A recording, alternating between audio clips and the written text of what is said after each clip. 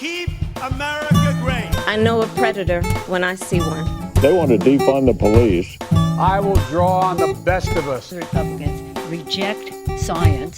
4 more years. Hello and welcome to the Debated podcast. As always, I'm your host, Will, and I'm joined by my co-host, Conrad. Hello.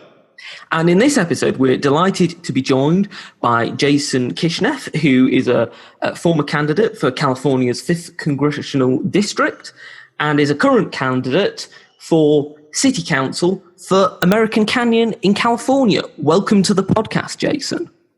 Thank you. Thanks for having me.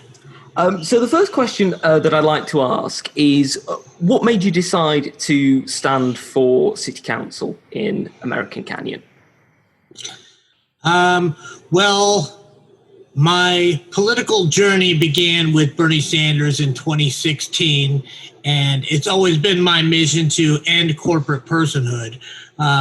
So I actually ran for Congress twice, and when I ran the first time, I got a lot of people saying, why don't you start small?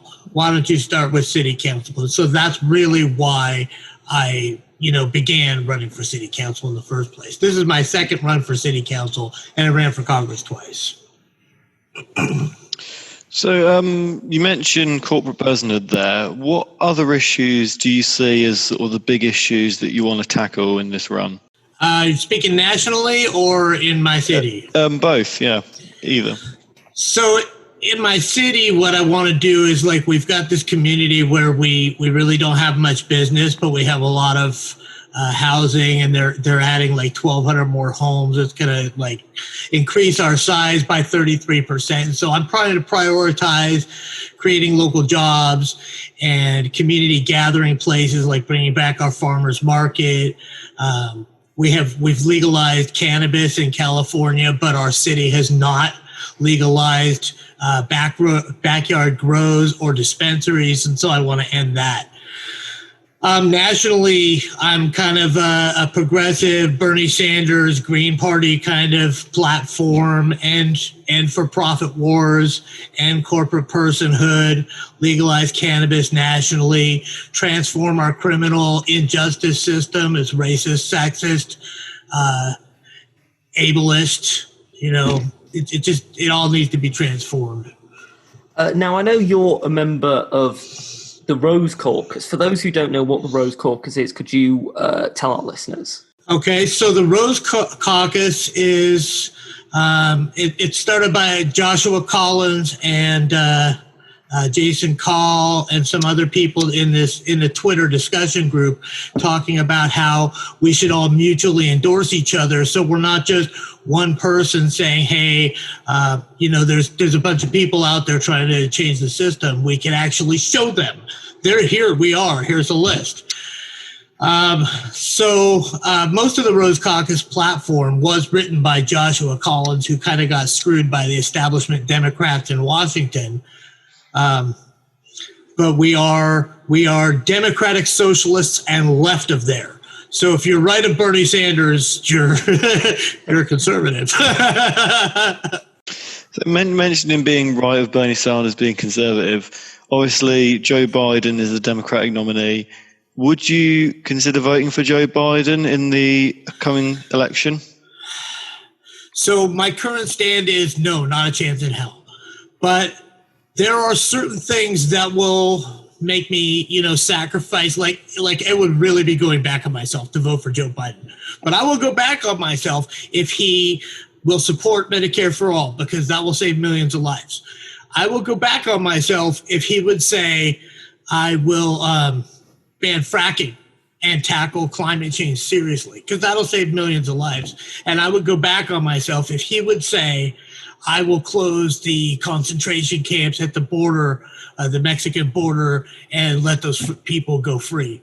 But he's not going to do any of those things. And so as it stands, hell no. Do you think that part of your reason for not wanting to vote for him is not just obviously the ideological differences between yourselves, but is also because in terms of the presidential election, California is definitely leaning towards the Democrats. So it is a safe constituency. It's not somewhere that is more in play. Do you think that that's also part of how you think about your vote? You're asking me that if I was in a swing state, would I have a different view? Yeah. I would not. My view, I mean, it's true that in California, Trump hasn't got a prayer of winning my state. But if I was in a swing state, I would still feel the same way. Joe Biden has pretty much the same policy as Trump.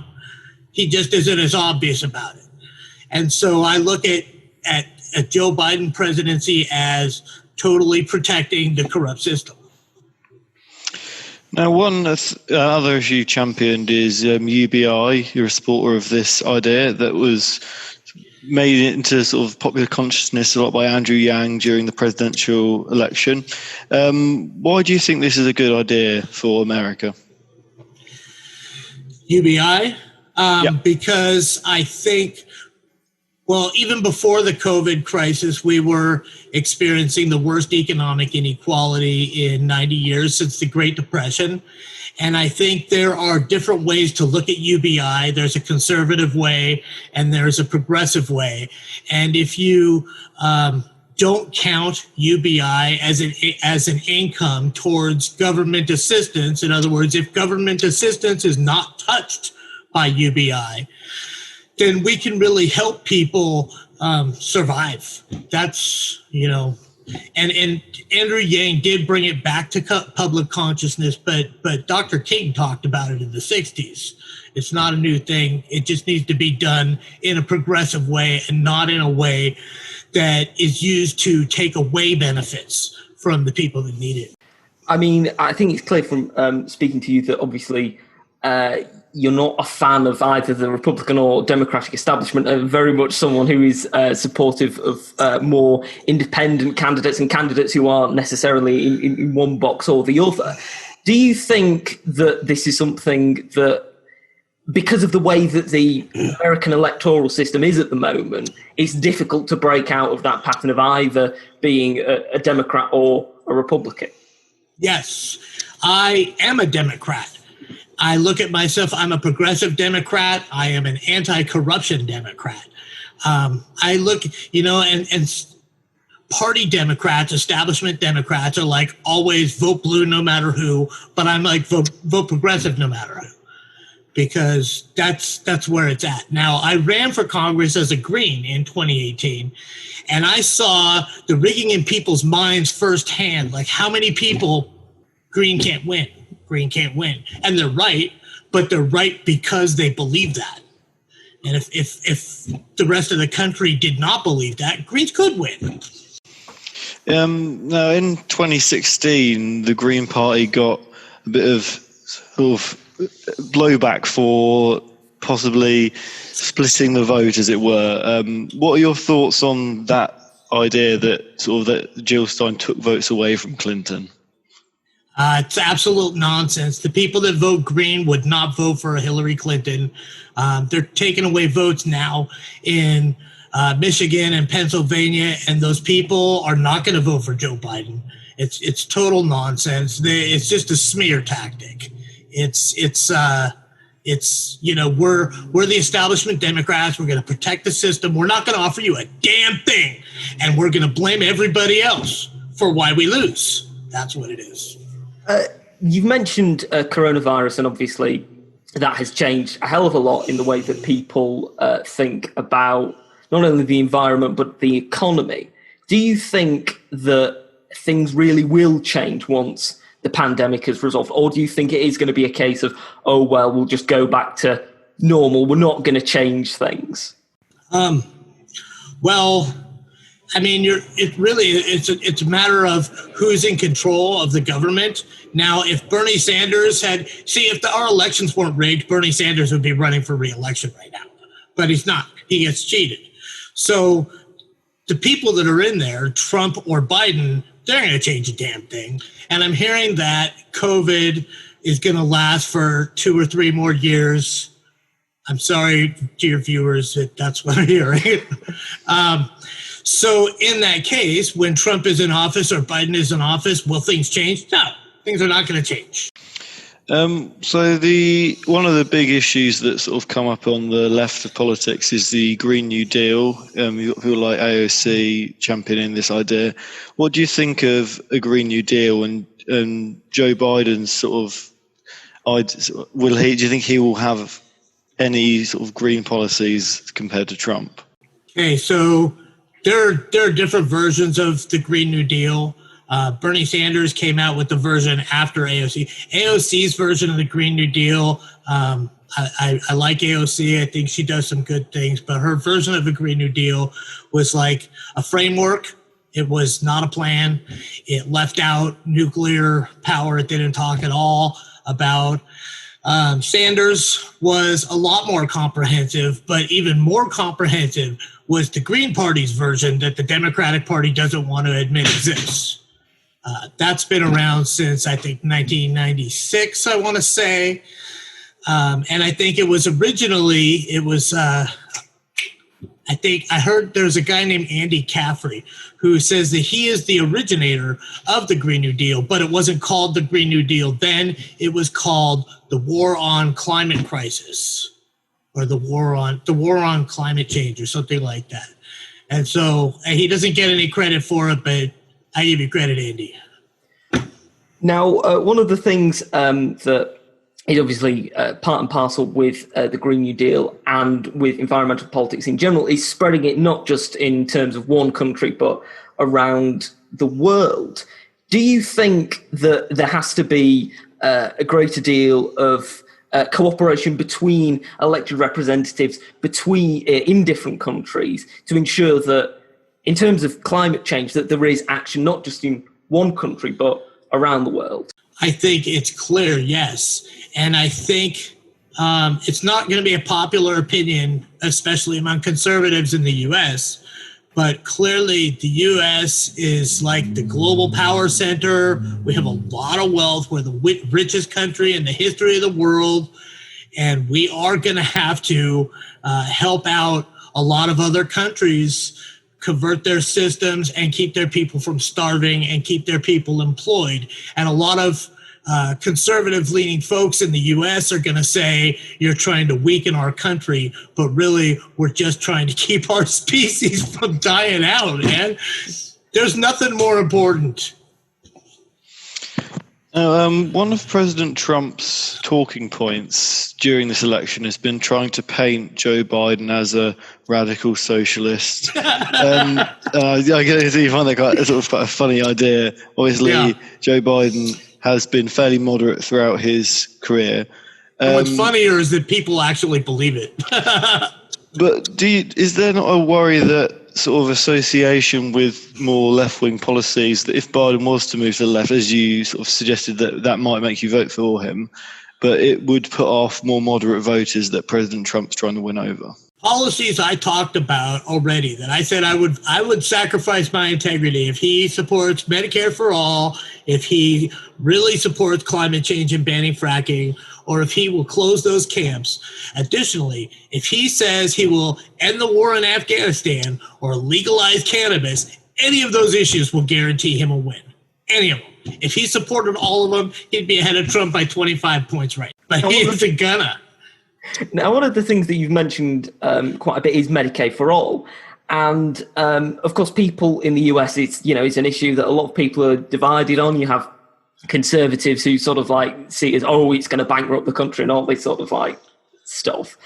Do you think that part of the issue is that in terms of Medicaid for all, that a lot of people in the US just can't imagine a healthcare system covering the entire United States simply because of its size, that they think, it's okay for countries like Britain to have, like healthcare for all because they're smaller.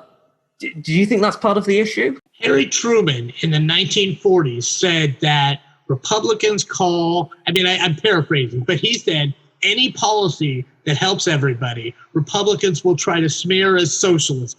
And so really, we're the only country in the world that really isn't taught about socialism. In other countries, as you know, I'm sure, socialist is just another political party. And so I think the thing is that conservatives look at socialized medicine as socialism. If you give everybody health care, we are going to turn the country into a socialist hellhole, and we're going to go the way of Venezuela, and we're going to make our presidents dictators as if they're not already. And it's kind of silly. And they grasp onto things like you mentioned, and like some of the issues with the national healthcare system in the UK. And they say, look, here's a great example of why it doesn't work. But, that's, it's having a stumbling block, but they'll figure it out. And it works in every other country, all the happiest places on earth, Norway, Finland, Sweden, New Zealand, Australia, they all have socialized healthcare. Now, you've mentioned a few times about legalizing marijuana. It's been legalized in some states already, and it sort of seems to be increasing more and more in different countries and states. Do you think that is inevitable, that it will be legalized on a federal level one day? Obviously, you've got libertarians as well on the right, people like Gary Johnson, who have also supported this cause in 2016. I do. And in fact, we legalized it in California, but our state proposition allows certain cities to control, 10 minutes from here, I can go buy cannabis at a dispensary perfectly fine. But in my county, there's not one city that allows it, which is draconian in my view. I've been speaking out about cannabis legalization since the mid-90s, actually, and I do think that it is inevitable. It was made illegal mostly because William Randolph Hearst saw hemp as a competing product for paper, which he owned a lot of, and used that and propagandized it with, he was a major publisher. And it's been kept illegal by the pharmaceutical industry, by the tobacco industry, by the beer and wine industry. So yeah, absolutely, it's a people's platform plague. You mentioned Hearst there. Do you think that part of the reason that people have opinions on things like marijuana and other issues is because of the power of the mainstream media, and that part of the reason that some people are changing their minds on these issues is because of things like social media and being able to talk to people more freely without having their news just coming from one area? Yes, to the first part of your question, media definitely has a huge role to play in why people, like here in American Canyon, I get a lot of hate from people who think that if we just end the ban on cannabis dispensaries, that we're going to have all kinds of crime. And that comes from this kind of right-wing way of thinking. Now, when you break it down and does social media help, I think we all tend to get in our little echo chambers. And if you're voting for Joe Biden, I'm going to unfriend you. I'm going to block you. If you're voting for Trump, I'm going to unfriend you. I'm going to block you. You're a fascist. You're a fascist. And nobody listens to each other. It's media deregulation is kind of part of like how this has become so messed up.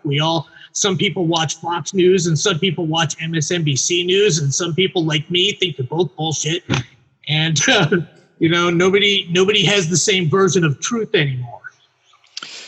Mentioning sort of the divisions in America, do you think that the increase in sort of partisanship and divisions between Republicans and Democrats over the last sort of few decades really has made for worse policy making? The division? Yep. I think the division is largely overstated. There's a lot of name calling and ripping up speeches and sideways clapping, but they're both sides working for billionaires to push cuts to programs to help the poor, to make war in our name in other countries quietly, killing people for oil money. They both oppose a Green New Deal, at least the leadership of the Democratic Party. There are progressive Democrats that don't. But the party leadership, they're one and the same. They just, they use social issues like abortion access and gun control to cause division like that. They make it all about the social issues while they push crushing people. Do you think that part of the reason that you think of the leaderships of both parties as the same is down to a change in the leadership at the particular points? Because I know that a lot of people, for example, point to perhaps the time that the Democrats and the Republicans became somewhat similar as in the 90s when Bill Clinton was president, and some of the things that he was doing, particularly his economic policy, in terms of perhaps that he aligned himself too much with the Republicans and regarded too much of what the Republicans wanted rather than just focusing on what Democrats wanted. Do you think that that's when the leaderships became similar, or do you think that it's further back? No, it's further back. In 1971, Lewis Powell wrote a memorandum saying, the rich had felt, the corporate heads had felt like in the 60s we had too much freedom. And this guy, Lewis Powell, wrote this memorandum saying, we the wealthy have to inject our money into politics on both sides of the issue, into state and local levels, into the propositions and everything else. And so they started flooding both parties with their money. Jimmy Carter he wasn't as bad as all the presidents that came after him, but he didn't start a war. So let's give him that. I mean, he did support Taliban in Afghanistan and Suharto in Indonesia. But Ronald Reagan was really the first one that was elected that was really part of this Powell Memorandum plan. And it took until Bill Clinton that the Democratic Party I think there were some leftists kind of trying to resist that up until then. But when Bill Clinton got elected, they were full-on corporatist at that point. Now, you've mentioned being anti-war as an important part of your policy platform. In 2016, Trump positioned himself as the more anti-war candidate as compared to Hillary Clinton, as him being more of a dove, Hillary being more of a hawk, and Joe Biden is seen as more in the Hillary Clinton camp there. Do you think Trump has lived up to his sort of dovish promises? No, I don't, but it is a complicated issue. He definitely was presented with a bill to end our support of genocide in Yemen and vetoed that. And so that is just kind of a really sick thing to do. But I do think he's tried to withdraw us from Afghanistan and Syria. And Barack Obama was arming and funding al-Qaeda terrorists in Syria to try to destabilize Assad because he wanted to regime change Assad. And Trump ended that program. So, I'll give Trump some credit for being a little bit more dovish than, but when presented with Afghanistan, he didn't say, let's withdraw. He said, I'll give you warmongers another year, and the bombing actually accelerated like 100 times from what Obama was doing, from what I understand, or 400 times. I'm not clear on the number. Do you think that part of the reason that the US has stayed in countries like Afghanistan and Iraq isn't just because of what they say is sort of like stability, but is also about upholding American prestige, this idea that, well, if the US troops come out of Afghanistan and Iraq, that, this will somehow show that the US has lost, in similar reason that US troops stayed in Vietnam. Do you think it's something like that? No, not really. I don't know if you're familiar with the Afghanistan papers, but they revealed that our presidents have been lying to us for years about, we're making some progress and we'll be pulling out soon, because they wanted to extend the war. And so it's this pit where money we just send trillions of dollars and money just disappears, and we fund ghost schools and we fund ghost soldiers and stuff that doesn't even exist.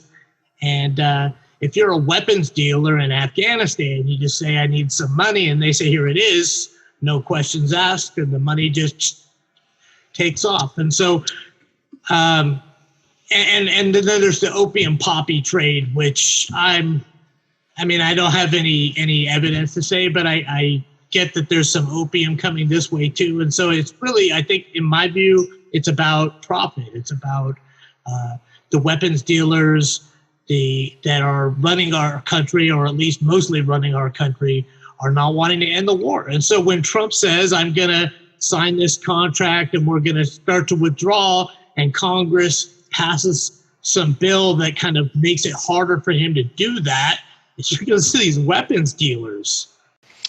One of the key issues in the new election will be the replacement of Ruth Bader Ginsburg, who passed away this week.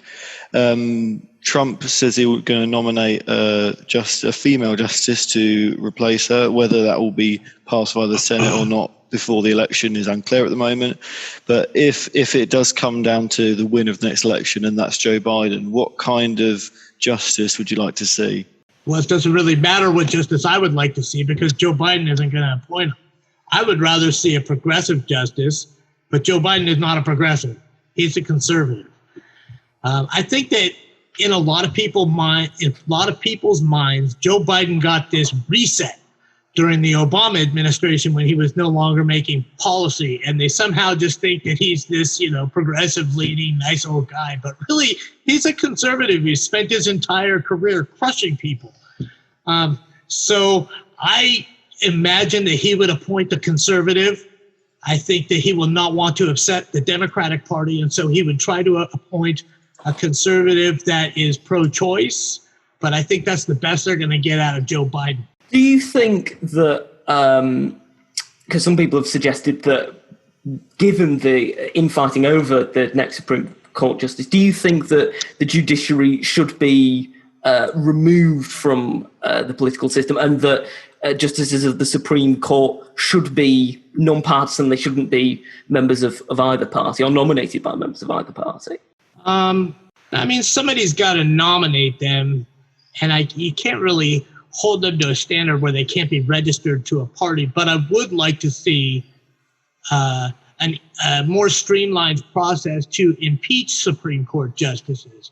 The Citizens United decision in particular is a perfect example. There is no reason why a justice that is critically thinking would ever say that a corporation is a person or that money is free speech. And I think any justice that ruled for Citizens United ought to be impeached and removed. We're coming up to the end of the podcast now, Jason. It's been great speaking to you. It's great to have you on.